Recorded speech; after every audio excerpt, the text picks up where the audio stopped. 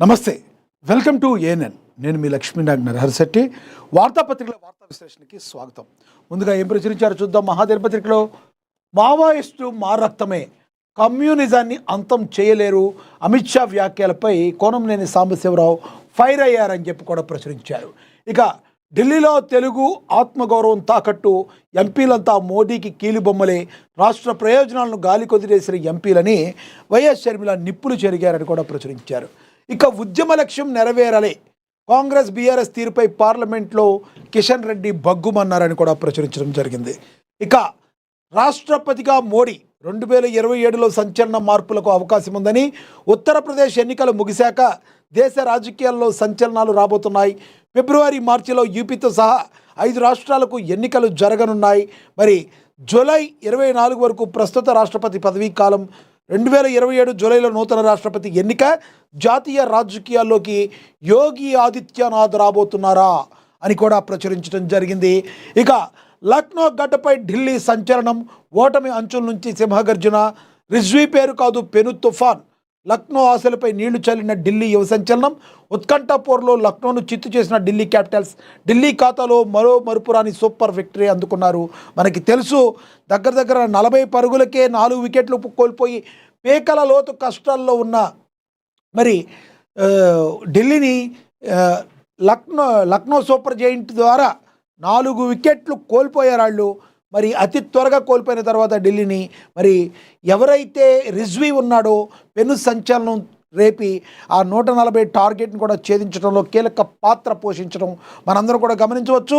IPL ఫెస్టివల్లో భాగంగా నిన్న రాత్రి ఏదైతే జరిగిందో, మరి Lucknow super giant versus Delhi క్యాపిటల్స్లో ఢిల్లీ అద్భుతమైన విజయాన్ని సాధించింది.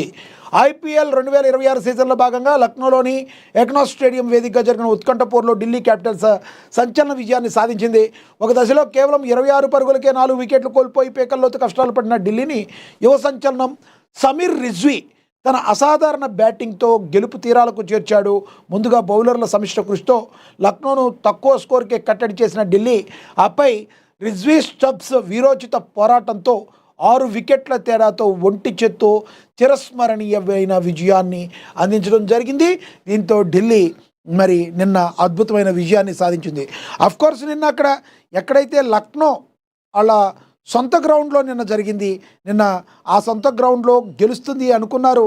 లక్నో సూపర్ జైంట్ గెలిచినంత పనిచేశారు, కానీ మరి ఢిల్లీని విజయాన్ని అందుకుంది. దీంతో ఢిల్లీ అద్భుతమైన విజయాన్ని సాధించి పాయింట్ల పట్టికలో తన ఖాతాని తెరిచింది. మరి దీన్ని బట్టి మనకి అర్థమవుతుంది. చూడాలి, సిరీస్ స్టార్టింగ్ స్టేజ్లో ఉంది కాబట్టి ఇప్పుడు ఏమైపోద్దని చెప్పలేం. ఈ మ్యాచ్లో భాగంగా అయితే ఢిల్లీ క్యాపిటల్స్ అయితే విజయాన్ని సాధించింది. ఇక అదే విషయం చూసుకుంటే రాష్ట్రపతిగా నరేంద్ర మోడీ 2027లో సంచలన మార్పులకు అవకాశం ఉంది. ఉత్తరప్రదేశ్ ఎన్నికలు ముగిసిన తర్వాత దేశ రాజకీయాల్లో మరి సంచలనమైన మార్పులు రాబోతున్నాయి. మరి hat-trick prime minister Narendra Modi భారతదేశంలో అత్యున్నతమైన పదవిని అందించబోతున్నారా? ముఖ్యమంత్రి, ప్రధాని పదవుల తర్వాత ఆ పదవిని కూడా చేపట్టాలని డిసైడ్ అయ్యారా? 2027 దేశ రాజకీయాల్లో సంచలనాలకు నాంది కాబోతున్నారా? భవిష్యత్ రాజకీయ పరిణామాలు, సమీకరణాలు ఇవి నిజం కాబోతున్నాయన్న సంకేతాలు ఇస్తున్నాయి. ఒక పక్క మోడీ నిర్ణయాలే కాక దేశ రాజకీయ ముఖ చిత్రంలోనూ అనేక సర్ప్రైజులు ఉండే అవకాశం ఉన్నట్లు తెలుస్తుంది. దేశ రాజకీయాల్లో సంచలన మార్పులకు 2027 సాక్షిగా నిలవబోతుంది. వచ్చే ఏడాది దేశ రాజకీయాల్లో అనూహ్య మార్పులకు అవకాశం కనబడుతుంది. సమీకరణాలు, పరిస్థితులు ఈ మార్పుల ప్రచారానికి బలాన్ని చేకూరుస్తున్నాయి. బీహార్లో నితీష్ను సీఎంగా తప్పించి జాతీయ రాజకీయాలకు తీసుకొచ్చినట్లు అనేక రాష్ట్రాలతో జాతీయ స్థాయిలోనూ ముఖ చిత్రాలు మారే అవకాశం కనబడుతుంది. ప్రధానంగా మరి ఉత్తరప్రదేశ్తో పాటు గోవా, ఉత్తరాఖండ్, పంజాబ్, మణిపూర్ ఎన్నికలు 2027 ఫిబ్రవరి మార్చిలో జరగనున్నాయి. ప్రస్తుతం యూపీ సీఎంగా ఉన్న యోగి ఆదిత్యనాథ్ను ఎన్నికల తర్వాత జాతీయ రాజకీయాల్లోకి తీసుకురావచ్చన్న ప్రచారం ఉంది. యూపీ ఎన్నికల్లో తిరిగి అధికారం సాధిస్తే జాతీయ రాజకీయాల్లో మార్పులకు భవిష్యత్తుకు బీజేపీ హైకమాండ్, ఆర్ఎస్ఎస్ సరికొత్త రోడ్ మ్యాప్ను అమలు చేసే అవకాశం చాలా స్పష్టంగా కనబడుతుంది అని కూడా ప్రచురించారు.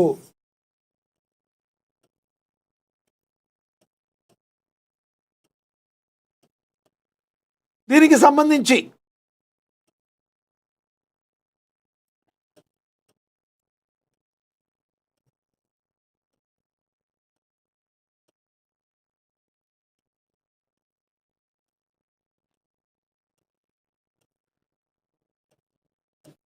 సో 2027 ఉత్తరప్రదేశ్ ఎన్నికల అనంతరం ఇది జరిగే అవకాశం ఉంది. ఉత్తరప్రదేశ్ ఎన్నికలు ముగిశాక దేశ రాజకీయాల్లో మరి అవకాశం కనబడుతుంది.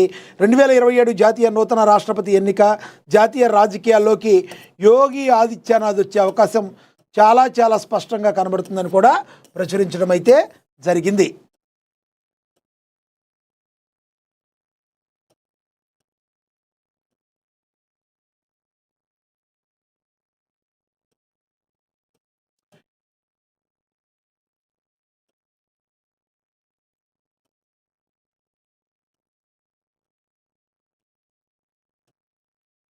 రైట్.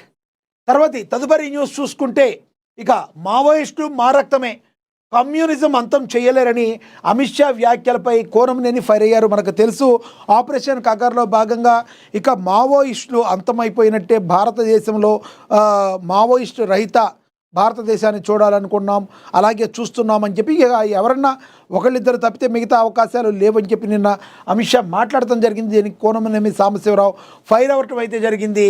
కమ్యూనిజం అంతమనేదే లేదు అని చెప్పి కోనమనేని సాంబశివరావు చెప్పుకురావటం అయితే జరిగింది.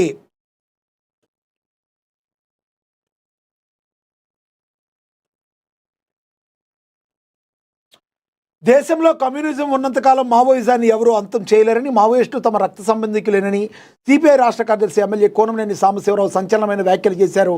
బుధవారం హైదరాబాద్లో నిర్వహించిన మీడియా సమావేశంలో ఆయన మాట్లాడారు. కేంద్ర ప్రభుత్వ వైఖరిపై, ముఖ్యంగా కేంద్ర హోంశాఖ మంత్రి అమిత్ షాపై ఆయన ఫైర్ అయ్యారు. దేశంలో మావోయిజాన్ని పూర్తిగా అణిచివేశామని అమిత్ షా సంబరపడుతున్నారని, అయితే మావోయిజానికి మూలకమే కమ్యూనిజం అని ఆయన గుర్తు చేశారు. మావోయిస్టులను భౌతికంగా అంతం చేయగలరేమో కానీ వారిలో ప్రశ్నించే తత్వాన్ని, ఆ సిద్ధాంతాన్ని అణిచివేయడం ఎవరి తరమో కాదని స్పష్టం చేశారు. అణిచివేత పెరిగే కొద్దీ తిరుగుబాటు మరింత బలంగా మారుతుందని, మేధావులను అర్బన్ నక్సల్స్ పేరుతో ఇబ్బందులకు గురి చేయడం మానుకోవాలని హెచ్చరించారు. అమాయకులను, ఆలోచనా పరులను వేధించేందుకు తెస్తున్న నల్ల చట్టాలు రేపు పాలకులకు ఉరి తాళ్లగా మారతాయని కోనంనేని సాంబశివరావు తీవ్రస్థాయిలో హెచ్చరించారు. లోక్సభలో కేంద్ర హోంమంత్రి అమిత్ షా చేసిన వ్యాఖ్యలు అత్యున్నత న్యాయస్థానాన్ని బెదిరించేలా ఉన్నాయని కోనంనేని చెప్పారు. 2 రోజుల క్రితం పార్లమెంట్లో అమిత్ షా మాట్లాడుతూ సల్వాజుడం అంశంపై గతంలో జస్టిస్ సుదర్శన్ రెడ్డి సభ్యుడిగా ఉన్న ధర్మాసనం ఇచ్చిన చారిత్రాత్మక తీర్పును తప్పుపట్టడంపై ఆయన ఆగ్రహం వ్యక్తం చేశారు. హోంశాఖ వంటి బాధ్యతాయుతమైన పదవిలో ఉన్న వ్యక్తి న్యాయమూర్తుల తీర్పులను కించపరుస్తూ మాట్లాడటం రాజ్యాంగ విరుద్ధమని ఆయన ధ్వజమెత్తారు. న్యాయ వ్యవస్థను స్వయం ప్రతిపత్తిని దెబ్బతీసేలా కేంద్రం వ్యవహరిస్తుందని, ఇటువంటి వ్యాఖ్యలు హోంమంత్రి స్థాయికి తగవని సాంబశివరావు హితవు పలికారు. ప్రజల పక్షాన్ని నిలిచే తీర్పులను అగౌరవించడం ప్రజాస్వామ్యానికే గండమని ఆయన తీవ్ర ఆందోళన వ్యక్తం చేశారు. మీరు మావోయిస్టులను భౌతికంగా దూరం చేయొచ్చు, కానీ మావోయిస్టానికి మూలంగా ఉన్న కమ్యూనిజంలో ఉన్న ప్రశ్నించే తత్వాన్ని మరి దూరం చేయాలనుకోవటం అది మీ తలలో జేజమ్మ తరం కూడా కాదు అని చెప్పి కోనంనేని సాంబశివరావు ఘాటుగా స్పందించడం అయితే జరిగింది. ఇక అదేవిధంగా ఢిల్లీలో తెలుగు ఆత్మగౌరవం తాకట్టు పెట్టారని, ఎంపీలంతా మోడీకి కీలు బొమ్మలేనని, రాష్ట్ర ప్రయోజనాలను గాలికి వదిలేశారని మరి ఎంపీలు, అలాగే వైఎస్ షర్మిల ఈ విషయంలో నిప్పులు చెరిగారు. ఆంధ్రప్రదేశ్ రాష్ట్రానికి జీవన్మరణ సమస్యగా మారిన ప్రత్యేక హోదా, విభజన హామీల సాధనలో రాష్ట్ర ఎంపీలు ఘోరంగా విఫలమయ్యారని ఏపీపీసీసీ అధ్యక్షురాలు వైఎస్ షర్మిల తీవ్రస్థాయిలో ధ్వజమెత్తారు. పార్లమెంట్లో రాష్ట్రకలం వినిపించాల్సిన ఎంపీలు ప్రధాని మోడీ చేతిలో కీలుబొమ్మలుగా బీజేపీకి బానిసలుగా మారిపోయారని ఆమె మండిపడ్డారు. రాష్ట్ర ప్రయోజనాలను తాకట్టు పెట్టి కేవలం స్వలాభం కోసం పాకులాడుతున్న 25 మంది లోక్సభ సభ్యులు, 11 మంది రాజ్యసభ సభ్యులు నైతిక బాధ్యత వహించి తక్షణమే తమ పదవులకు రాజీనామా చేయాలని డిమాండ్ చేశారు. బుధవారం లోక్సభలో అమరావతి చట్టపద్ధతి బిల్లుపై జరిగిన చర్చాంశాన్ని పురస్కరించుకుని సోషల్ మీడియా వేదికగా ఎంపీల తీరుపై నిప్పులు చెరిగారు. లోక్సభలో ఆంధ్రప్రదేశ్ విభజన హామీ గురించి, రాష్ట్రానికి జరుగుతున్న అన్యాయం గురించి కాంగ్రెస్ రాష్ట్ర వ్యవహారాల ఇన్ఛార్జి మాణిక్యం ఠాకూర్ గట్టిగా గళం విప్పిన తీరును షర్మిల అభినందించారు. రాష్ట్ర ప్రజల తరఫున ఆయనకు కృతజ్ఞతలు తెలుపుతూనే అదే సమయంలో తెలుగు ఎంపీల మౌనాన్ని ఆమె తూర్పారబట్టారు. రాష్ట్ర హక్కుల కోసం ఒక పరాయి రాష్ట్ర నేత పోరాడుతుంటే ఇక్కడి నుంచి గెలిచిన ఒక్క ఎంపీ కూడా ఆయనకు మద్దతు నిలబడకపోవడం తెలుగు గడ్డగా చేసుకున్న దౌర్భాగ్యమని ఆవేదన వ్యక్తం చేశారు. మన ఎంపీలకు రాష్ట్ర ప్రయోజనాల కంటే స్వలాభమే మిన్నా అని, పేరుకు వేరు పార్టీలైనా అందరూ మోడీ భజనలేపరలేనని విమర్శించారు. విభజన జరిగి 11 ఏళ్లు గడుస్తున్నా బీజేపీ ప్రవేశపెట్టే బిల్లుకు గొర్రెల్లా తలవపడం తప్ప ప్రత్యేక హోదా ఏమైందని దమ్ము ఒక్క ఎంపీకి లేదని షర్మిల ఎద్దేవా చేశారు. అమ్మా షర్మిలమ్మ గారు, మీరు చెప్పింది బాగున్నది, మరి మేము చెప్పేది కూడా బాగున్నది అని మీతో అనిపించాలి కదా. ఎందుకంటే అమ్మ మీరు ఉమ్మడి ఆంధ్రప్రదేశ్గా ఉన్నప్పుడు మీ కాంగ్రెస్ పార్టీ మీ రాజన్న లేడనుకోండి, పాపం ఆయన ఏదో చూడలేదు, కానీ మీరందరూ ఆ పార్టీ నుంచి వచ్చిన తాను ముక్కలే కదా. మీరు ఆ రోజున ఎందుకు ఉమ్మడి ఆంధ్రప్రదేశ్కు ఉన్న రాష్ట్రానికి ఆంధ్రప్రదేశ్కి అన్యాయం జరుగుతున్న తీరును ఎందుకు మీరు ఆపలేకపోయారు? మీరు ఈ రోజున వచ్చి మాట్లాడుతున్నారు. పోనీ మీ కాంగ్రెస్ పార్టీయే మాట్లాడదాం. మీ కాంగ్రెస్ పార్టీ ఎందుకు విభజన తీరులో ఒక కంటిలో అన్నం ఇంకో కంటిలో సున్నం పెట్టింది? అంత తొందరగా ప్రజలు మర్చిపోతారు అనుకుంటున్నారా? మీరు మాట్లాడే మాటలను ఏమన్నా పిచ్చోళ్ళలాగా వింటారనుకున్నారా? ఎస్, ప్రత్యేక హోదా ఇవన్నీ మాట్లాడుతున్నారు. అలాంటి ప్రజల్లో లేనప్పుడు ఎంపీలు ఏం చేస్తారు? ప్రత్యేక హోదా అనేది దానికంటే కూడా నెక్స్ట్ దాన్ని ఏం చేసుకోవాలని ముందుకు వెళుతున్న తీరులో మళ్ళీ మీ కాంగ్రెస్ పార్టీ వాళ్ళ ట్రాప్లో పడాలని కోరుకుంటున్నారా? మీరు ఎవరికైనా మాట్లాడే అర్హత ఉంది, కానీ ఆంధ్రప్రదేశ్ని విడగొట్టిన తీరుని మీరు ఇంకో 20 సంవత్సరాల పాటు ఆంధ్రప్రదేశ్లో కనీసం ఇది మా హస్తం పార్టీ దీనికి ఓటేయండి అని అడగడానికి కూడా మీకు అర్హత లేదు. ఇప్పుడు ఒక 14 సంవత్సరాలు గడిచిపోయినట్టుంది, కానీ మీకు అర్హత లేదమ్మా. కాబట్టి కాంగ్రెస్ పార్టీ ఏపీ గురించి ఎంత తక్కువ మాట్లాడితే అంత మంచిది అని చెప్పి విశ్లేషకులు అంటున్నారు. ఫ్రెండ్స్, షర్మిల గారు మాట్లాడిన విధానాన్ని మీరు ఎలా చూస్తారు? మరి ఏదైతే తెలుగు ఎంపీల మీద ఆవిడ చేసిందో కామెంట్ని మీరు ఎలా చూస్తారో కామెంట్ బాక్స్ రూపంలో కామెంట్ అయితే చేయండి. ఇక అదేవిధంగా ఉద్యమ లక్ష్యం నెరవేరలే, కాంగ్రెస్ బీఆర్ఎస్ తీరుపై పార్లమెంట్లో కిషన్ రెడ్డి బగ్గుమన్నారు అని కూడా ప్రశ్నించారు. ఆంధ్రప్రదేశ్ శాశ్వత రాజధానిగా అమరావతిని ధృవీకరిస్తూ కేంద్ర ప్రభుత్వం పార్లమెంట్లో ప్రవేశపెట్టిన ఆంధ్రప్రదేశ్ పునర్వ్యవస్థీకరణ సవరణ బిల్లు 2026పై కేంద్ర మంత్రి జి కిషన్ రెడ్డి హర్షం వ్యక్తం చేశారు. అమరావతి అద్భుతమైన రాజధానిగా అభివృద్ధి చెందాలని ఆయన ఆకాంక్షించారు. పార్లమెంట్లో ఈ బిల్లుపై జరిగిన చర్చలో కిషన్ రెడ్డి పాల్గొని ప్రసంగించారు. ఈ సందర్భంగా తెలంగాణ రాష్ట్ర ప్రజల పక్షాన ఆంధ్రప్రదేశ్ ప్రజలందరికీ కూడా ఆయన హృదయపూర్వక అభినందనలు తెలిపారు. రాష్ట్ర విభజన అనంతరం ఏపీకి రాజధాని లేదని, అక్కడ సోదరీమణులు బాధపడే పరిస్థితి నెలకొనడం దురదృష్టకరమని, ఇవాళ ఖచ్చితంగా అమరావతి రాజధాని కావాలని బీజేపీ డిమాండ్ చేస్తుందని, ఈ దిశగా ఒక సానుకూల వాతావరణం ఏర్పడటం ఎంతో సంతోషదాయకమని ఆయన పేర్కొన్నారు. 2 తెలుగు రాష్ట్రాలు అన్నదమ్ముల అభివృద్ధిలో పోటీ పడాలని మరి కిషన్ రెడ్డి ఆకాంక్షించారు. ఏపీలో జరుగుతున్న అనేక అభివృద్ధి కార్యక్రమాలకు మోడీ ప్రభుత్వం సంపూర్ణ సహకారం అందిస్తుందని, విభజన అనంతరం రాష్ట్రంలో గిరిజన కేంద్రీయ విశ్వవిద్యాలయాన్ని సైతం ఏర్పాటు చేశామని గుర్తు చేశారు. తెలంగాణ రాష్ట్ర ఏర్పాటు వెనుక ఎంతోమంది త్యాగాలు, సుదీర్ఘ పోరాట చరిత్ర ఉన్నాయని కిషన్ రెడ్డి ఈ సందర్భంగా సభ దృష్టికి తీసుకొచ్చారు. 1969లో జై తెలంగాణ అని నినదించినందుకు ఏకంగా 369 మంది ఉద్యమకారులను కాంగ్రెస్ పార్టీ కాల్చి చంపిందని ఆయన మండిపడ్డారు. మలిదశ ఉద్యమంలో 1200 మంది అమరులయ్యారని, 4 కోట్ల మంది ప్రజలు మూకముడిగా కాంగ్రెస్ ప్రభుత్వం మెడలు వంచి తెలంగాణ సాధించుకున్నారని స్పష్టం చేశారు. పార్లమెంట్లో కాంగ్రెస్ సభ్యులు తెలంగాణలో విమానాశ్రయాలు లేవని మాట్లాడటం కిషన్ రెడ్డి ఆగ్రహం వ్యక్తం చేశారు. ఏపీలో 8 విమానాశ్రయాలు ఉంటే తెలంగాణలో కేవలం ఒకటే ఉండడానికి గత కాంగ్రెస్ పాలకులే పాపమే కారణమని విమర్శించారు. తెలంగాణ ఏర్పడిన తర్వాత కొత్తగూడెం, వరంగల్, ఆదిలాబాద్లో విమానాశ్రయాల ఏర్పాటుకు భూములు కేటాయించాలని కోరుతూ అప్పటి బీఆర్ఎస్ ప్రభుత్వానికి కేంద్రం లేఖలు రాసినా కనీసం స్పందన కరువైందని దుయ్యబట్టారు. కాంగ్రెస్ హయాంలో జాతీయ రహదారులు, రైల్వే అభివృద్ధి శూన్యమని, ఆ వెనుకబాటుదనమే ప్రత్యేక రాష్ట్ర ఉద్యమానికి దారితీసిందని కిషన్ రెడ్డి మరి స్పష్టమైతే చేశారు. తెలంగాణపై బీఆర్ఎస్ నిర్లక్ష్యం, గత 10 ఏళ్ల పాటు బీఆర్ఎస్ ప్రభుత్వం తెలంగాణ రాష్ట్రాన్ని పూర్తిగా నిర్లక్ష్యం చేసిందని కేంద్ర మంత్రి ఆరోపించారు.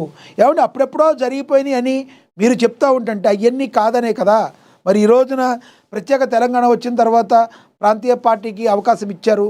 కానీ అవకాశం ఇచ్చిన తర్వాత మీ ప్రభుత్వం కూడా ఏం చేస్తుంది? మీ బీజేపీ ప్రభుత్వం తెలంగాణకు రావాల్సిన నిధులన్నీ కూడా మరి అందించాలి, మరి కంప్లీట్గా వాటిని అందించడంలో విఫలమైంది, మీరు ఇవ్వటం లేదని కాంగ్రెస్ పార్టీ ఆరోపిస్తుంది. దీనిలో మరి మీరు కూడా ఒకసారి సరిచూసుకోవాలి. ఆంధ్రప్రదేశ్కి ఏ రకంగా చేస్తుందో, మరి ఎన్డీఏ కూటమి భాగంలో ఉన్నప్పుడు ఆంధ్రప్రదేశ్కి ఏ రకంగా చేస్తుందో తెలంగాణను కూడా చూసుకోవాల్సిన బాధ్యత, తెలంగాణకి ఇవ్వాల్సిన నిధుల్ని ఇవ్వాల్సిన బాధ్యత కేంద్ర ప్రభుత్వాలపై ఉంది. మీరు చిత్తశుద్ధితో అన్నింటినీ కూడా ట్రై చేస్తే మరి దాని అన్నింటికి కరెక్ట్గా వస్తుంది. మీ ప్రభుత్వాలు ఎక్కడుంటే, మీ బీజేపీ పార్టీ ఎక్కడుంటే మేము అభివృద్ధి చేస్తామంటే ఎట్టా? తెలంగాణ ప్రజలు ఏం పాపం చేశారని చెప్పి తెలంగాణ ప్రజలందరూ కూడా బీజేపీని ప్రశ్నిస్తున్నారు. దీనికి సంబంధించి మేము ఫ్లైఓవర్లు కట్టాం, మేము రైల్వే తీసుకొచ్చామంటే కాదు. తెలంగాణ ప్రజల యొక్క డబ్బులన్నింటినీ ట్యాక్స్ రూపంలో మీరు తీసుకునేటప్పుడు కేంద్ర ప్రభుత్వం కూడా తెలంగాణకు న్యాయం చేసే పనులను చేయాలి. సంబంధించిన వాటాలన్నీ కూడా ఏవైతే రావాలో అవన్నీ కూడా వచ్చేటట్టు చేయాలి. దీనిలో మీనమేషాలు మీరు లెక్కిస్తూ ఓన్లీ కాంగ్రెస్ మీద బురద చల్లుదామా, బీఆర్ఎస్ మీద బురద చల్లుతామంటే తెలంగాణ ప్రజలకి మీ మీద నమ్మకం కూడా పోయే అవకాశం చాలా స్పష్టంగా కనబడుతుంది కిషన్ రెడ్డి గారు. దాన్ని మీరు గుర్తించాలి. ఇక తదుపరి చూసుకుంటే ఇక చాలా important news, Machilipatnam to Guntur capital. మేమొస్తే చెన్నైలా మావిగన్ క్యాపిటల్, మా ప్లాన్ బి మావిగన్. వైసీపీ అధినేత జగన్ సంచలన వ్యాఖ్యలు. ఏపీ రాజధాని అమరావతిపై మాజీ సీఎం వైసీపీ అధినేత జగన్మోహన్ రెడ్డి సంచలన వ్యాఖ్యలు చేశారు. రాజధాని విషయంపై తమ ఏ ప్లాన్ ఫలించలేదని, ప్లాన్ బి ఏంటో కూడా అందరికీ తెలుసన్నారు. బుధవారం మీడియా సమావేశంలో ప్లాన్ బి ప్రతిపాదనను జగన్ మీడియాకు తెలిపారు. మచిలీపట్నం నుంచి గుంటూరు వరకు రాజధానిగా ఏరియాగా ప్రకటించాలని జగన్ డిమాండ్ చేశారు. స్వామి మీరు చెప్పినా చెప్పకపోయినా వాళ్ళు చేసేది చేస్తారు కదా, ఆ ప్రాంతానికి మావిగన్ అని పేరు పెట్టాలని కోరారు. ఏం జగన్మోహన్ రెడ్డి గారు ఏం మాట్లాడుతున్నారు సార్? అసలు మీరు మీ 5 ఏళ్లలో మీరు ఏం చేయదలుచుకున్నారో ఆంధ్రప్రదేశ్కి రాజధాని తెచ్చుంటే ఈరోజు నీ పరిస్థితి వచ్చుండేది కాదు కదా. ఏంటి పరేషాన్ జగన్మోహన్ రెడ్డి గారు? అందరూ జనాలు మిమ్మల్ని చూసి నవ్వుకుంటున్నారు. ఎందుకంటే ఈ మావిగన్ ఏంటి అర్థం ఉండాలి కదా. అంటే మీకేదో ప్లాన్ మీకు ఎలా కావాలంటే అలా కాదు. అమరావతి చట్టబద్ధంగా మరి పార్లమెంటు సాక్షిగా అమరావతి ఆంధ్రప్రదేశ్ రాజధాని, దాన్ని మీరు ఏమీ చేయలేరు. ఈ మాటలు మీరు కట్టి పెట్టాలి అని చెప్పి రాజకీయ విశ్లేషకులు చెప్తున్నారు. ఈ ప్రాంతానికి మావిగన్ మీరు పేరు పెట్టండి. మచిలీపట్నం నుంచి విజయవాడకు 70 కిలోమీటర్లు, విజయవాడ నుంచి గుంటూరుకు 40 కిలోమీటర్లు ఉందని, మొత్తంగా 110 కిలోమీటర్ల నేషనల్ హైవే ఉన్న ప్రాంతాన్ని మావిగన్ పేరుతో రాజధాని చేయాలని, మావిగన్ అంటే జగన్ గుర్తుకొస్తున్నాడని వేరే పేరు పెట్టాలని సూచిస్తున్నారు. వైసీపీ అమరావతికే కాదు రాష్ట్రంలో ఏ ప్రాంతానికి ఎప్పుడు వ్యతిరేకతం కాదన్నారు. మీరు దేనికి వ్యతిరేకం కాదు, కానీ దేన్ని చేయరు. అందుకే ప్రజలు మిమ్మల్ని 11కి ఇచ్చి కూర్చోబెట్టారు. అంతే కదా. జగన్మోహన్ రెడ్డి గారు మీరు మారాలండి. మీరు మారకపోతే మాత్రం ప్రజల్లో క్రెడిబిలిటీ పోతూ ఉంటుంది. 2019లో మీరు సీఎం అయ్యారంటే అది మీ చరిష్మానో మీ కరిష్మానో కాదండి. రాజశేఖర రెడ్డి గారి చరిష్మా, రాజశేఖర రెడ్డి గారి కరిష్మా. అరే 4 ఏళ్ల పాటు ఆయన నిరంతరం ప్రజల్లో పాదయాత్ర చేశాడు జగన్మోహన్ రెడ్డి గారు. రాజశేఖర రెడ్డి గారి కొడుకుగా మిమ్మల్ని గౌరవించారు. 5 ఏళ్ళు మిమ్మల్ని చూశారు. వచ్చిన దగ్గర మీరు బట్టలు నొక్కడం మీద ఉన్న శ్రద్ధ రోడ్ల మీద పెట్టారా? నీటి వసతుల మీద పెట్టారా? దేని మీద పెట్టారు? మీరు దేని మీద పెట్టలేదు. ప్రధానంగా ఈ యొక్క క్యాపిటల్ సిటీని మీరు అంతకుముందు యాక్సెప్ట్ చేసి తర్వాత 3 రాజధానులను తీసుకొచ్చి 3 ముక్కల ఆట మీరు ఆడారు చూడండి. ప్రజలు అందుకుని మీతో ఈ 11 సీట్ల పంగనామాలు అనే ఆటని ఆడారు అని చెప్పి మనం అర్థం చేసుకోవచ్చు. జగన్మోహన్ రెడ్డి గారు మీరు ఒక క్లారిటీగా మాట్లాడి అయిందేదో అయిపోయింది. అమరావతి క్యాపిటల్ సిటీ వచ్చినందుకు ధన్యవాదాలు. మాకు అమరావతిలో ఎటువంటి ఇది లేదు, అమరావతిని డెవలప్ చేయండి అని చెప్పి మాట్లాడితే బాగుండేది. మీ యొక్క ఉద్దేశం కూడా అదే అర్థమవుతుంది. మధ్యలో ఈ మావిగన్ ఎక్కడ వచ్చిందండి? ఈ మావిగన్ ఏంటి? మచిలీపట్నం, విజయవాడ, గుంటూరు, ఈ మావిగన్ ఏంటి? మీకు ఈ పరిశాన్ ఏంటి వైసీపీకి? కాబట్టి మీరు చేసే పనుల వల్లనే చంద్రబాబు నాయుడు గారు ఏదో కొంచెం బెటర్గా కనబడుతున్నారు. వస్తాగా ఆయన బెటరో లేదంటే గుడ్డో బెస్టో నా బ్యాడో ప్రజలు వాళ్ళు నిర్ణయించుకుంటారు. కానీ మనం కొన్ని పులిహార మాటలు మాట్లాడటం వలన దీనికంటే కూడా అవతల వాళ్ళు పెద్ద గొప్పోళ్ళుగా ప్రజలు కనబడే అవకాశం ఉంది. మీరు మారకపోతే మాత్రం చాలా వైసీపీ భారీ మూల్యం చెల్లించుకోవాల్సి వస్తుందని విశ్లేషకులు అభిప్రాయపడుతున్నమాట. మీరేమనుకుంటున్నారో జగన్మోహన్ రెడ్డి గారి మావిగన్ గురించి కమెంట్ బాక్స్ రూపంలో కమెంట్ అయితే చేయండి. ఇక అదేవిధంగా చూసుకుంటే ముగింపు దిశగా ఇరాన్ యుద్ధం 2 వారాల్లో ఆగిపోతుందన్న ట్రంప్, లేదన్న నెతన్యాహు. సీజ్ ఫైర్కు ఇరాన్ రెడీ. ఇరాన్ యుద్ధం ముగింపుపై అగ్రరాజ్యాల మధ్య విభేదాలు నెలకొన్నట్టు తెలుస్తుంది. ముఖ్యంగా అమెరికా అధ్యక్షుడు డొనాల్డ్ ట్రంప్ యుద్ధం విషయంలో వెనక్కి తగ్గుతున్నాడు అనుకుంటే ఇజ్రాయెల్ ప్రధాని బెంజమిన్ నెతన్యాహు మాత్రం అదేం కాదంటున్నారు. అసలు సమస్య వచ్చిందే ఇజ్రాయెల్ దగ్గర నుంచి. ఎందుకంటే ఇజ్రాయెల్కి ఇరాన్కి బచ్చగడ్డేస్తే బగ్గుమంటుంది. మరి ఇజ్రాయెల్ని తొదముట్టించడానికి ఇరాన్ ఏదో ఉగ్రవాద సీమాంతర ఉగ్రవాదంలాగా ఏదో ప్లాన్ చేస్తుంది. అది నచ్చకే కదా యుద్ధం స్టార్ట్ చేసింది. తగుతున్నమ్మంటే మధ్యలో వచ్చి నేను మధ్యలో వెళ్ళిపోతానంటే ఎట్లా అని చెప్పి ఇజ్రాయిల్ అడుగుతుంది. దీని గురించి ముగింపు దిశగా ఇరాన్ చూద్దాం ఒకసారి. అంతం చూద్దామని పట్టుబడుతున్నారు. ఇరాన్తో ఎలాంటి ఒప్పందం కుదరకపోయినా మరో 2 వారాల్లోనే తమ దాడులను ఆపి యుద్ధం నుంచి వైదొలగాలంటూ ట్రంప్ ప్రకటించగా, మరోవైపు నెతన్యాహు ఇరాన్ ఉగ్రవాద యంత్రాంగాన్ని పూర్తిగా అణిచివేసే వరకు తమ పోరాటం ఆగదని స్పష్టం చేశారు. మరోవైపు సీజ్ ఫైర్కు ఇరాన్ సిద్ధంగా ఉందన్న సంకేతాలు కూడా వెలువడుతున్నాయి. ప్రపంచ శాంతి నెలకొల్పాలంటే మాత్రం యుద్ధం ఆగిపోవాలి, కూర్చుని పరిష్కారాల మార్గాలు ఎత్తుక్కోవాలి, కానీ శాంతియుత వాతావరణంలో ఇలా చేసుకుంటూ పోతే ఎవరికైనా ప్రాబ్లమే. కాబట్టి దాని గురించి ఆలోచించాల్సిన బాధ్యత ఇజ్రాయెల్ పైన కూడా ఉందని ప్రపంచ దేశాలు అయితే చెప్తున్నాయి. దీని గురించి ఏం జరగబోతుందో మనం వేచి చూద్దాం. ఇక అదేవిధంగా మోడీ పినరయి ఒకటే, బీజేపీ ఓట్లు విజయానికి మళ్లించే కుట్ర కేరళలో సీఎం రేవంత్ రెడ్డి ప్రచారం చేశారు. ఎస్, మనకు తెలుసు తెలంగాణ ముఖ్యమంత్రి రేవంత్ రెడ్డి ప్రచారంలో ఎంత బాగా వెళ్తారో, ఎంత బాగా ముందుకు వెళ్తారో. దానికి ఉదాహరణ తెలంగాణలో ఆయన ఎక్కడ ఆ యొక్క బాధ్యతను స్వీకరించినా కూడా అన్నింటిలో విజయాన్ని అందుకోవడం మనందరం కూడా గత కొన్ని సంవత్సరాల నుంచి చూస్తూ వస్తున్నాం. ఈ పరిణామంలో కేరళకు కూడా ఆయన యొక్క సహాయ సహకారాలు కావాలని కాంగ్రెస్ అధిష్టానం ఏవైతే ఉందో ఆయన్ని పంపించినాయి. ఆయన స్పీచ్ కూడా చాలా అద్భుతంగా అక్కడ ఇచ్చారు. మరి దక్షిణాది రాజకీయాల్లో ఫైర్ బ్రాండ్ ఇమేజ్ను సంపాదించుకున్న తెలంగాణ ముఖ్యమంత్రి రేవంత్ రెడ్డి ఇప్పుడు కేరళ ఎన్నికల రణక్షేత్రంలో కాంగ్రెస్ తరపున గర్జించారు. ఏఐసిసి స్టార్ క్యాంపెయినర్గా నియమితులైన ఆయన బుధవారం కేరళలో నిర్వహించిన రోడ్ షోలు, బహిరంగ సభల్లో ప్రధానమంత్రి నరేంద్ర మోడీ, కేరళ సీఎం పినరయి విజయన్లపై విమర్శనాస్త్రాలు సంధించారు. మోడీకి పినరయికి పెద్ద మధ్య ఎలాంటి తేడా లేదని, వీరిద్దరూ కలిసి కేరళ భవిష్యత్తును అపహరించాలని చూస్తున్నారని రేవంత్ రెడ్డి సంచలన ఆరోపణలు అయితే చేశారు. ఎస్ఎం లాక్ జంక్షన్ నుంచి ముట్టతారా వరకు సాగిన భారీ రోడ్ షోలో పాల్గొన్నారు. ఈయన జనాలందరూ కూడా మరి రేవంత్ రెడ్డి ప్రసంగానికి ఎగబడి రావడం మనందరం కూడా గమనించవచ్చు. ఇక వరాకిల్లో ఒకేసారి 30,000 మంది ఇంటికి వేకోజామునే మెయిల్ ద్వారా పిడుగుల వార్త బాధితుల్లో 12,000 మంది భారతీయులు ఉన్నారు. అమెరికాకు చెందిన ప్రముఖ టెక్ దిగ్గజం వరాకిల్ తన ఉద్యోగులకు ఊహించని షాక్ ఇచ్చింది. ప్రపంచవ్యాప్తంగా ఉన్న సిబ్బంది ఏకంగా 30,000 మందిని ఒకేసారి తొలగిస్తూ సంచలన నిర్ణయాలు తీసుకుంది. బుధవారం తెల్లవారుజామున 6 గంటలకే ఉద్యోగుల వ్యక్తిగత మెయిల్ ఐడీలకు మరి టెర్మినేషన్ లెటర్లను పంపడంతో టెక్ లోకం ఒక్కసారిగా ఉలిక్కిపడింది. దేనికైనా కూడా కారణం అంతర్జాతీయంగా ఉన్న సమస్యలను మనం కూడా పరిగణలోకి తీసుకోవాల్సి ఉంది. వీటన్నిటి కారణంగా మరి ఈ రోజున అందరూ కూడా బాధపడుతున్నారు. దీనికి సాఫ్ట్వేర్ ఉద్యోగులు కూడా ఏమంత తేడా ఏం కాదు, వాళ్ళు కూడా ఇబ్బందులు పడుతున్న పరిస్థితిని మనం గమనించవచ్చు. రేషన్ కార్డుదారులు ఐటీ వణుకు, క్షేత్రస్థాయి విచారణతో లబ్ధిదారుల ఆందోళన, వార్షిక ఆదాయం 6 లక్షలు దాటితే వేటు తప్పదా, ఊరూరా జీపీఓల ఆకస్మిక తనిఖీలు, ఐటీ రిటర్న్స్ దాఖలు చేసిన అనర్హులేనా, రుణాల కోసమేనంటున్న సామాన్యులు. ఓవరాల్గా దీన్ని కూడా ఒక ఇంపార్టెంట్గా చూసే అవకాశం ఉంది. చూద్దాం రానున్న రోజుల్లో ఏం జరగబోతుంది దీని గురించి అనేది. ఇక ఇందాక మనం చదువుకున్నాం రాష్ట్రపతిగా మోడీ, ప్రస్తుత రాష్ట్రపతి ద్రౌపది ముర్ము మరి పదవీ కాలం జూలై 24-27 ఉంది. దీని ప్రకారం 27 జూలైన మరి నూతన రాష్ట్రపతి ఎన్నిక జరగనుంది. మరి 75 ఏళ్ళు కాగానే సంఘ లెక్కల ప్రకారం ప్రధాని పదవి మరొకరికి అప్పగిస్తారంటూ ప్రచారం జరిగింది. కానీ ఎంతో ఉత్సాహంగా ఆయన పనిచేస్తున్నట్లు ఉన్నారు. అయితే మోడీ దేశ రాజకీయాల్లో యాక్టివ్గా ఉండేలా మరో వ్యూహం కూడా సిద్ధం చేసుకుంటున్నారు. ఆయన రాష్ట్రపతి అయ్యే అవకాశం కూడా స్పష్టంగా కనబడుతుందని మరి దానిలో ఇందాక మనం చదువుకున్నాం. ఇక తదుపరి చూస్తే ఎట్టికేలకు కేతనపల్లి చైర్మన్, వైస్ చైర్మన్ ఎన్నికలు, పరోక్ష ఎన్నికల నిర్వహణకు కట్టుదిట్టంగా ఏర్పాట్లు చేయాలి. కేతనపల్లి మున్సిపాలిటీని సందర్శించారు. మరి మందమర్రి సందర్శించారు.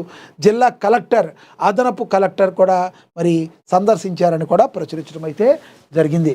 ఇక పారిశుద్ధ్య పనులు, నీటి సరఫరా పకడ్బందీగా చేయాలని చెప్పి వేములవాడలో జిల్లా collector Garima Agarwal Vemulawada municipal council మెరుగైన సేవలు అందించాలని, పన్నులు 100% వసూలు చేయాలని వారు పేర్కొన్నారు.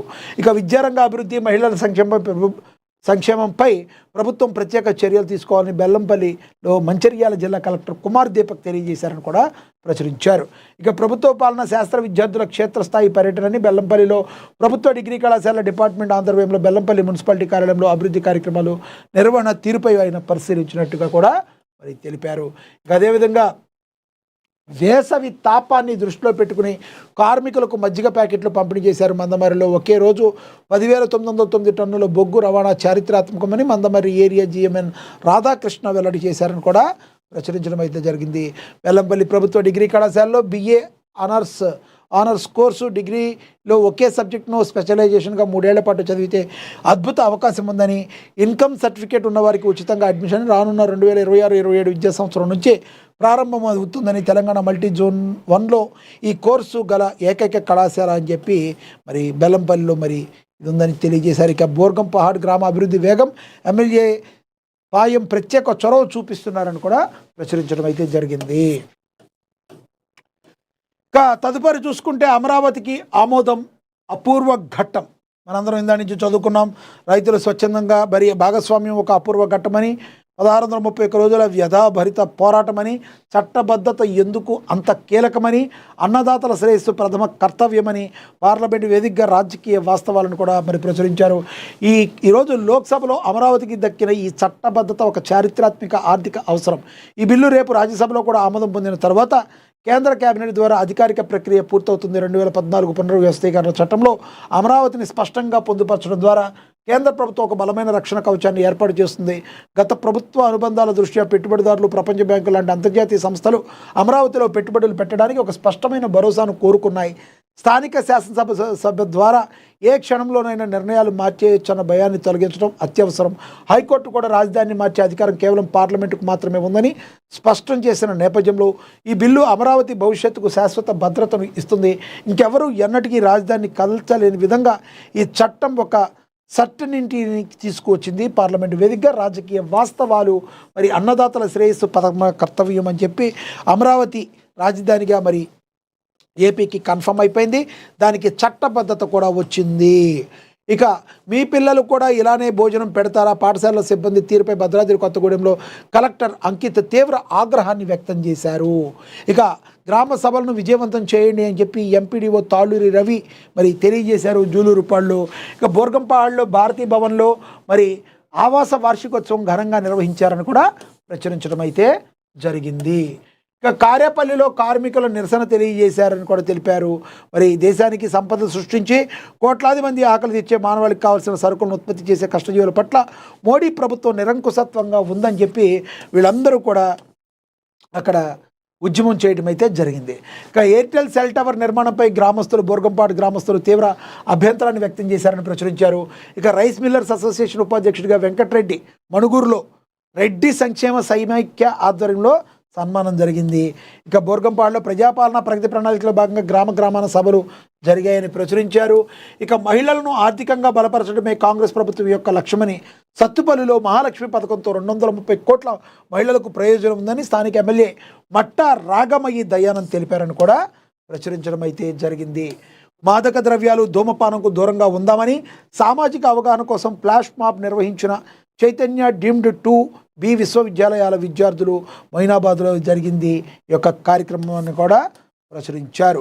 ఇక భార్యాభర్తల మధ్య విభేదాలు, వైద్యుడి ఆత్మహత్య జరిగింది కుషాయిగూడలో అని ప్రచురించారు.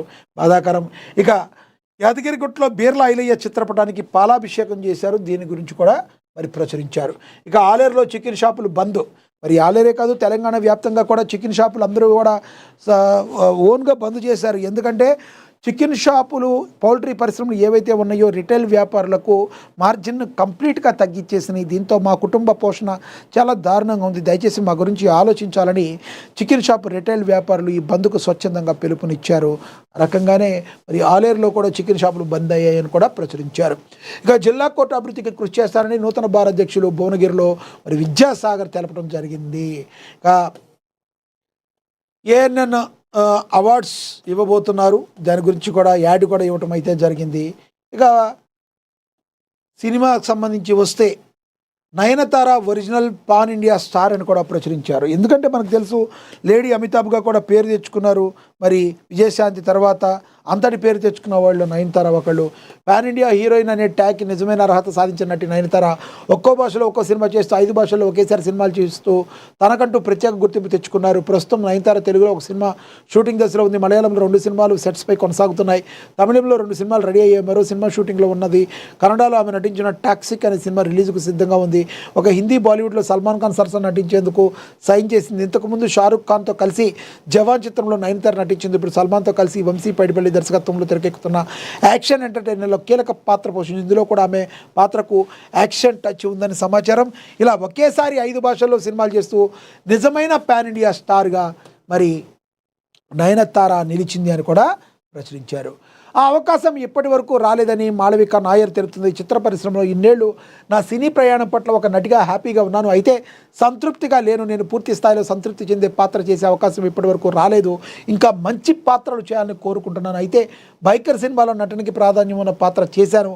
ఈ చిత్రం కుటుంబ ప్రేక్షకులను ఎమోషనల్గా కనెక్ట్ అవుతుందని హీరోయిన్ మాళవిక నాయర్ అయితే చెప్పడం అయితే జరిగింది. మాళవిక నాయర్ తన పాత్రకు మరి బైకర్ సినిమాలో తన పాత్రకు నేను సంతృప్తి చెందానని చెప్పుకొచ్చింది. చూడాలి. ఇక తదుపరి 1950 నాటి రాజకీయం మలయాళ అగ్ర హీరో టివోన్ థామస్, కైతు లోహర్ ప్రధాన పాత్రలు నటిస్తున్న పీరియాడిక్ చిత్రం పల్లి చట్టంబి ఈ నెల 10న పాన్ ఇండియా స్థాయిలో ప్రేక్షకుల ముందుకు రానుంది. డిజోజోస్ ఆంటోనీ దర్శకుడు. ఈ సందర్భంగా బుధవారం ఏర్పాటు చేసిన సమావేశంలో చిత్ర నాయకులు టివోన్ థామస్ మరి కయాదు లోహర్ విలేకరులతో మాట్లాడారు. సోషియో పొలిటికల్ ఎంటర్టైన్మెంట్స్ వస్తున్న ఈ సినిమా తెరకెక్కిందని 1950 నాటి పరిస్థితులను అద్దం పడుతుందని తెలిపారు. టివోనో థామస్ మాట్లాడుతూ 1950 దశకాల్లో కేరళలో జరిగిన సంఘటన ఆధారంగా తెరకెక్కిన ఫిక్షనల్ స్టోరీ ఇది. అప్పటి సామాజిక పరిస్థితులు చూపిద్దామని, అన్నిటికంటే మానవత్వం ముఖ్యమైన అంశాన్ని ఈ సినిమాలో ఆవిష్కరించాం. ఎక్కడా కూడా మతాల ప్రస్తావన ఉండదు. చర్చ్ నేపథ్యంలో కొన్ని సన్నివేశాలు ఉన్నాయన్నారు. ఈ సినిమా తాను రెబాకా అనే ఇంటెలెక్చువల్ మహిళా పాత్రలో కనిపిస్తానని, తన కెరీర్కు ముందుకు తీసుకెళ్లే క్యారెక్టర్ ఇదని తెలిపింది. తన పాత్రలో సహజత్వం కోసం ఎంతో పరిశోధన చేశానని, కొన్ని పుస్తకాలను కూడా చదివానని ఖైదు లోహర్ పేర్కొన్నది. సో ఓవరాల్గా మరి ఖైదు లోహర్ గురించి కూడా చెప్పారు. ఇక ఓవరాల్గా సినిమాకు సంబంధించి ఇది చూస్తే మహాదినపత్రికలు. ఇక ఏపీ నుంచి వెళదాం. ఆంధ్రజ్యోతిలో ఏం ప్రచురించారో చూద్దాం. హైదరాబాద్ బస్సు భవన్లో వివాదం. ఏపీఎస్ఆర్టీసీ భవన్లో తెలంగాణ వాణిజ్య శాఖ తాళాలు పగలగొట్టి లోపలికి ప్రవేశం, కేంద్రం విధించే వరకు కూడా ఆగాలన్న ఏపీ పట్టించుకొని తెలంగాణ ప్రభుత్వాన్ని కూడా ప్రచురించారు. ఇక జగన్ మావిగన్ రాజధానిపై కొత్త మాట. విశాఖ వద్దనుకుంటే ప్లాన్ బి అట. మచిలీపట్నం, విజయవాడ, గుంటూరుతో మావిగన్, అమరావతి మాత్రం ఆచార సాధ్యం కాదు. మేము వచ్చాక అసెంబ్లీ తీర్మానం మార్చేస్తాం. రాజ్యాంగంలో రాష్ట్ర రాజధాని అనేదే లేదు. సానుకూల మీడియాలో జగన్ పలుకులు అని కూడా చెప్పుకొచ్చారు. మరి ఇది అవ్వదు అనే మాట కూడా ప్రజలకు అర్థమవుతుందని రాసే ప్రయత్నం అయితే దీనిలో చేశారు అని మనం భావించవచ్చు. ఇక అదేవిధంగా అమరావతికి జై, రాజధాని బిల్లుకు లోక్సభ ఆమోదం. అమరావతికి చట్టబద్ధత సవరణ బిల్లుకు ప్రతిపక్ష కాంగ్రెస్తో సహా 11 పార్టీల మద్దతు. వ్యతిరేకిస్తూ వైసీపీ ఎంపీల వాకౌట్. లోక్సభలో దాదాపుగా 2 గంటల చర్చ.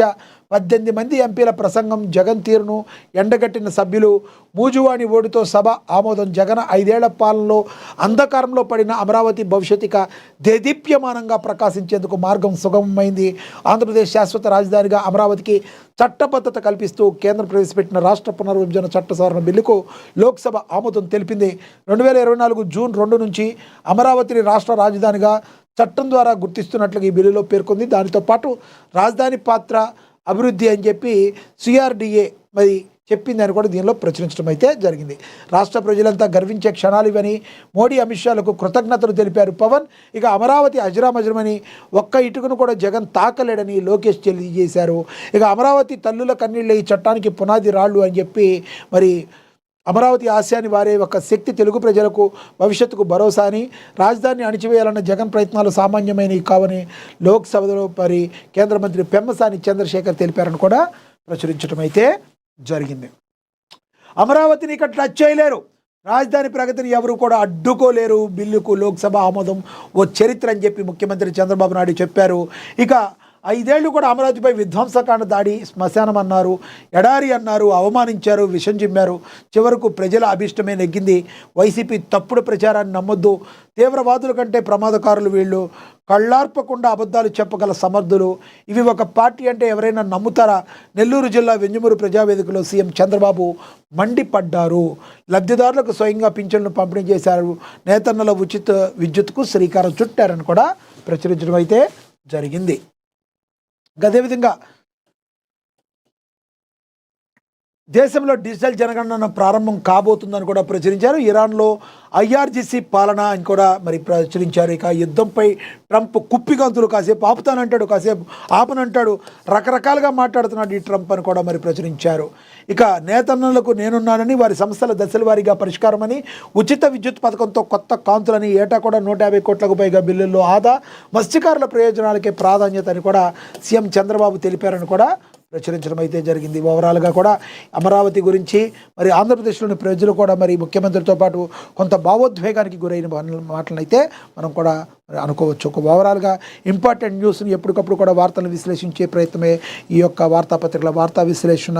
ప్రజలకి, ప్రభుత్వానికి వారధిగా ఉంటూ ఎప్పటికప్పుడు నిష్పక్షపాతంగా వార్తలను ప్రచురించే ఏకైక దినపత్రిక మహాదినపత్రిక. డౌన్లోడ్ చేసుకోండి. ఇది వాటి వార్తాపత్రికల వార్తా విశ్లేషణ. నమస్తే.